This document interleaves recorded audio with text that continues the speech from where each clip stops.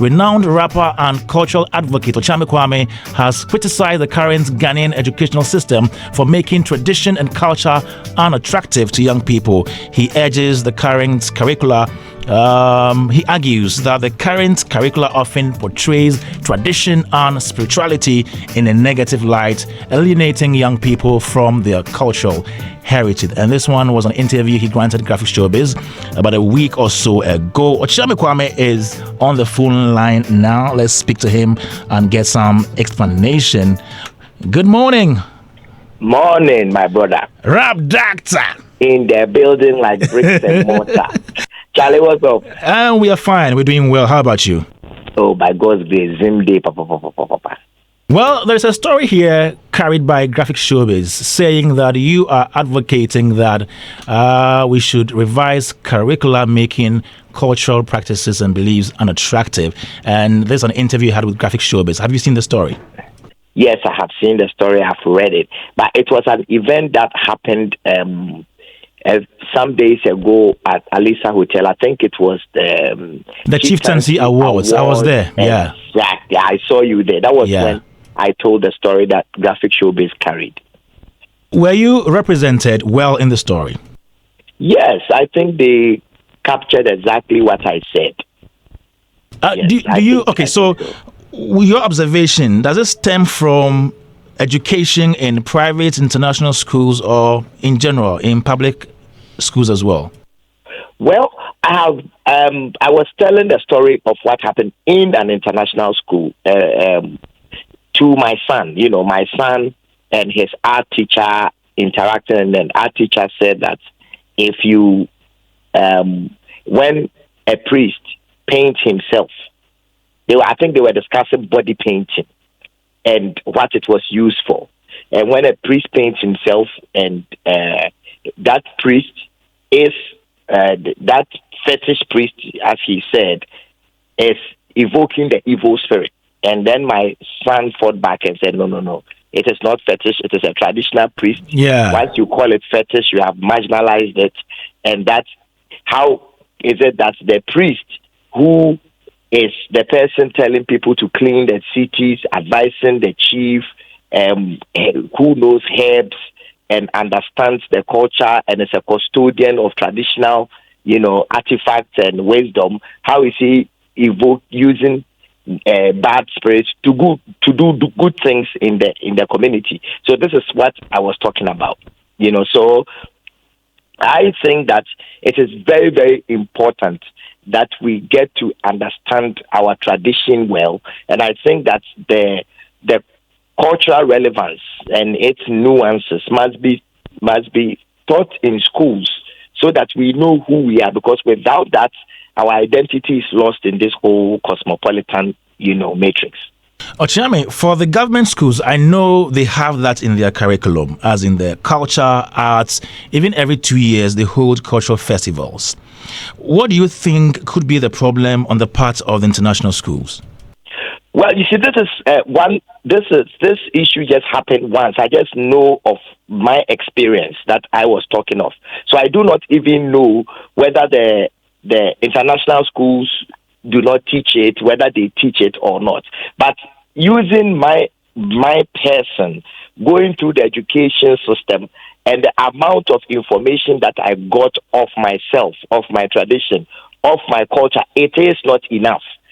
I both in the Ghana system and in the international system, we need to become intentional about teaching our children who we are. We need to teach them, and because Africans are such a spiritual group of people, we need to let our children know that this is where we are coming from. This is how our foremothers and our forefathers created a symbiotic connection between themselves and nature. This is how they worship God. And these were the good practices that made Africa the first continent to bring civilization in the world. And civilization doesn't necessarily mean building technology, but to be civil with each other, to learn to live with each other without making bombs, without creating technology that is targeted at enslaving other people or killing other people. So we need to become intentional, because unless we come to the point where we identify as Africans, we will never develop. How do you juxtapose this with the fact that we have some schools that are owned by missions, if you like, as in churches? In the case where maybe the school does not want to talk about traditional religion and all those things, do you blame the school, or I don't know what you think about this one? No, I don't blame the school. Say, if you take your child to a mission school, and for which intents and purposes, and they introduce your child to the mission of the mission school, that is what you did. And I don't think we should blame anybody or blame the school for carrying out curriculum to pursue their agenda. Because education is about programming. That is what it's about. Education is about programming the mind to function in a particular way. So if you take your child to an Islamic school and the child is programmed to function as an Islamic scholar, I don't think there's anything wrong with it. But as a nation where 90-something% of us are Ghanaian, it is important that in our schools, through the Ghana education system, we need to teach the children to be proud of who we are. Okay. We need to do that. It is very important. That is one of the key reasons why we are not developing as a people. It is because we are not introducing our children to ourselves.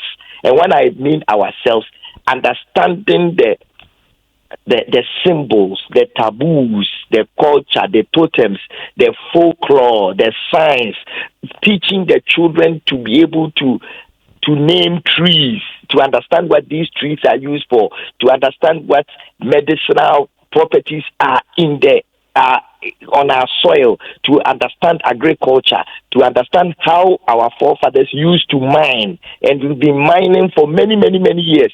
But since we stopped mining as Africans and we started introducing other cultural concepts and greed crept in, look at what has happened to our land and our rivers and our forests.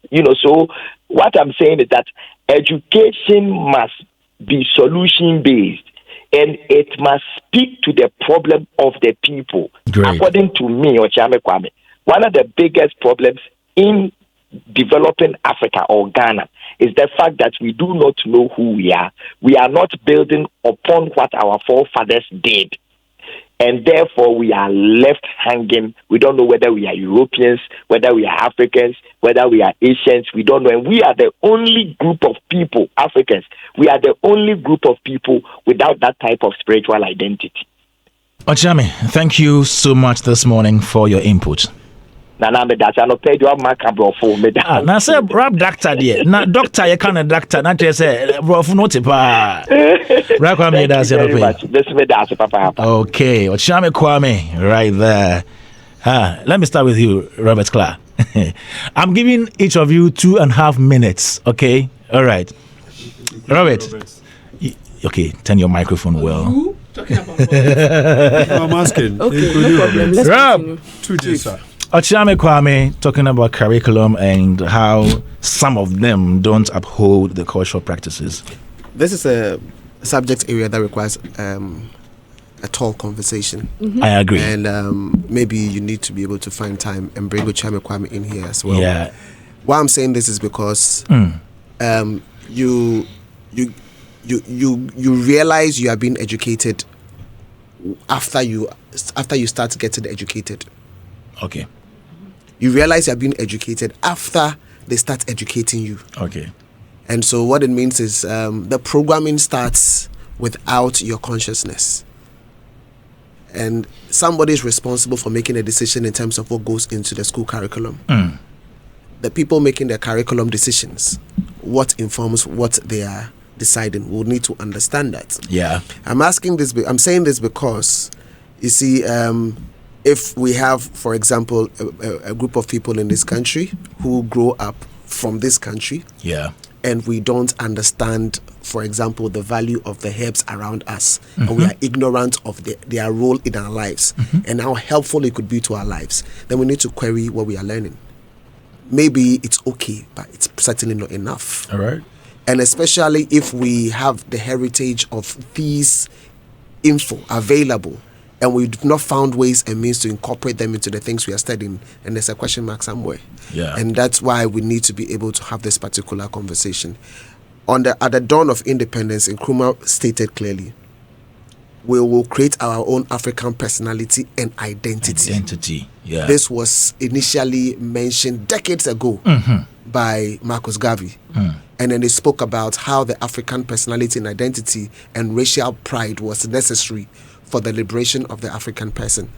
Now, if you go, and there are so many, fathers of Pan-Africanism who have spoken in different ways and different quotes. Yeah. So, what Okyeame Kwame is saying about how to incorporate who we are as a people in our educational system is important. Why? Because you can't advance this particular personality and identity without having the school playing a significant role. That is not to say that the school is not playing. Maybe they are playing a role. Maybe we need to review every now and then, because in certain institutions or in other countries, these reviews are done consistently. Yeah. So I think that whatever he's calling for is in line. We need to be able to look into it. I don't think we can do justice to that conversation. I just need to be able to wrap it up. But I'm saying that we need to understand that the African personality and identity has to be woven into the educational system, and every parent has to also play their role in terms of passing this particular personality and identity downward to their kids. There is a perception that anything that is traditional has evil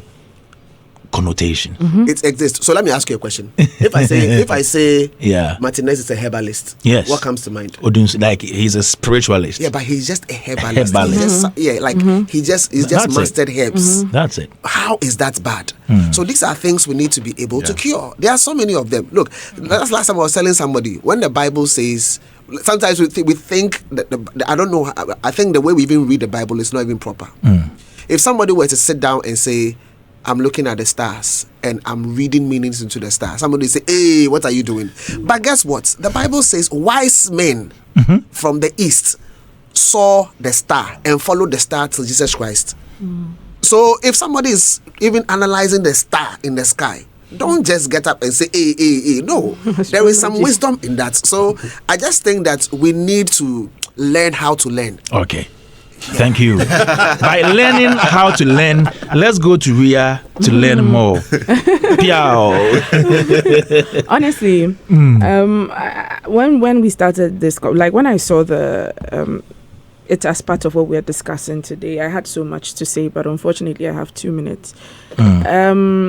I went to private schools from childhood to high school. Yeah. I think the only public schools I've attended is like for higher learning, which is University of Ghana. Okay.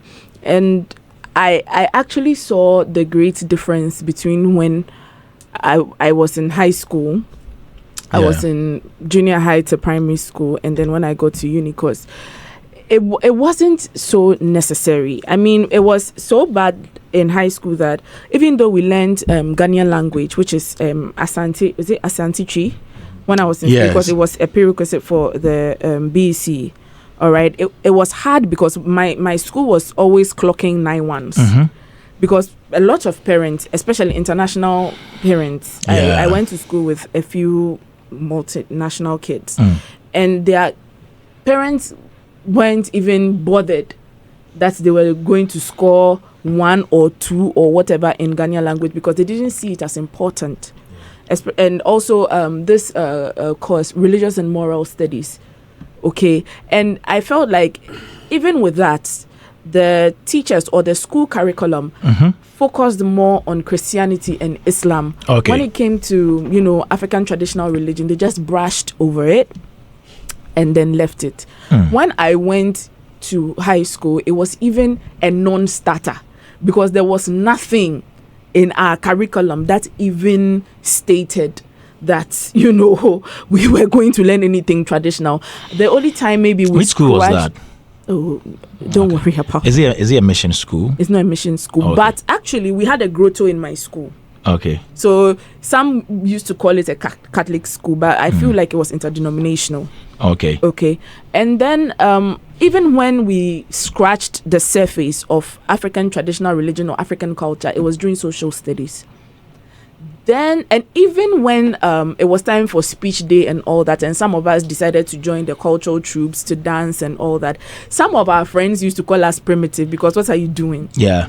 So it was like, it wasn't the in thing in school. So you leave it for the juniors to go and do it. When you become a senior, you only dance for variety show and all those things with the American songs. You get me?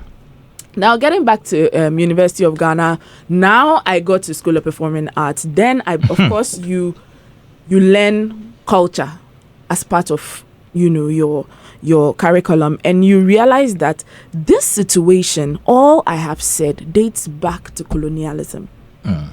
You look at the castle schools, the schools which were created for, the kids of the nobility and all that. They told us, the British told us, forget about your culture, forget about your cultural dance, forget about all that because it is fetish. That is why during independence, Nkrumah came and established National Dance Ensemble, the theatre group, which is Ebibi Groma, and then later the National Symphony Orchestra, because he had the foresight that art is what was going to propagate our culture.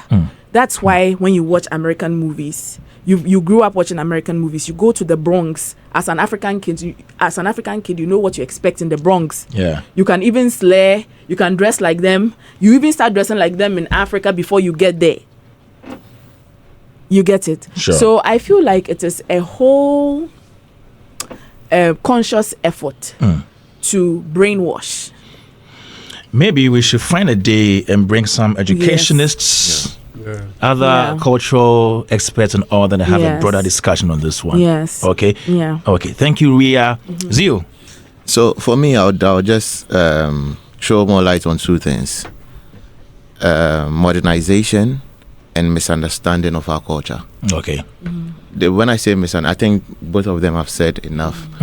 When we see the example Okyeame Kwame made, when you see somebody walk down the street with a white cloth, with leaves and some paintings, the young champ will see that and run away. Because even in our movies, they are portrayed as evil people. But the typical Ghan person will see that and associate it or link it to their culture and say, this is what we are, this is us. So the understanding there. All right. And it's up to us as individuals to start that conversation. When you're watching a movie with a kid, when a kid comes to you with certain images and all that, you break it down to them. As Ria said, our schools, some way, somehow, are painting the typical traditional stuff as evil. Yeah. But come to think of it, back then when, excuse my language, the God factor wasn't there, our people were still living. God factor has always been there. No, but I'm just saying when the white people Christian and God factor, yes. Okay. And even I don't know how true it is. They say somewhere in the Volta region, you can leave something there, go and do your rounds, and you come back and the thing is still there. Do you get it? Yeah. These people believe in culture. They believe that discipline is part of it. The understanding that if you take something that is not yours, XYZ will happen to you is there. The modernization is, we want everything to look like it's from the West. Even sometimes when you go for festivals, some of the stuff they do, instead of them going the typical traditional way, they try to add some stuff to it so that it would appeal to people from the West.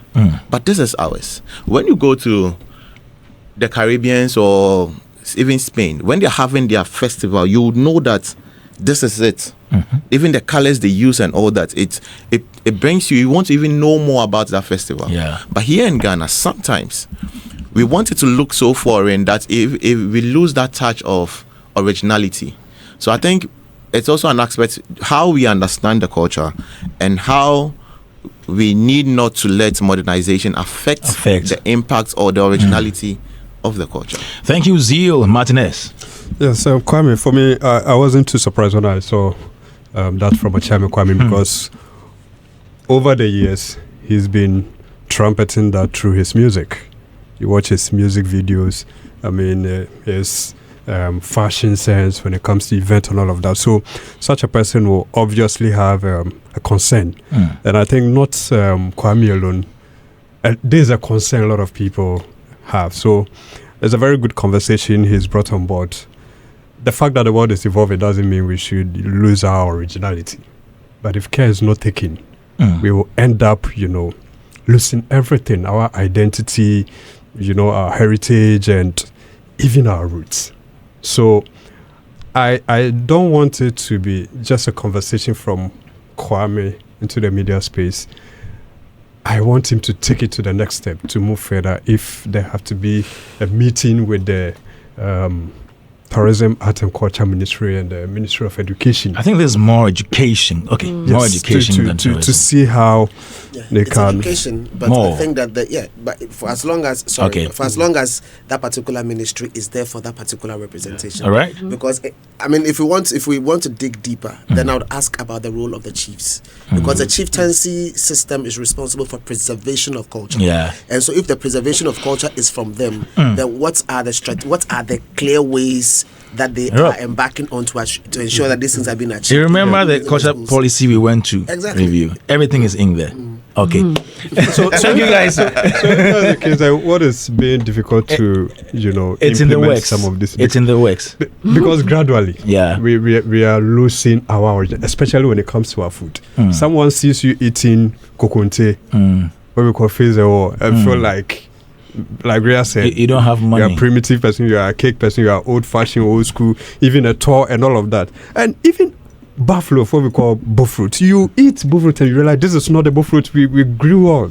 The originality is gone. Even watch it, our shito. Okay. Milk. All right, guys. Nice. So, Quickly. I'd like to say something. Okay, yeah. quickly.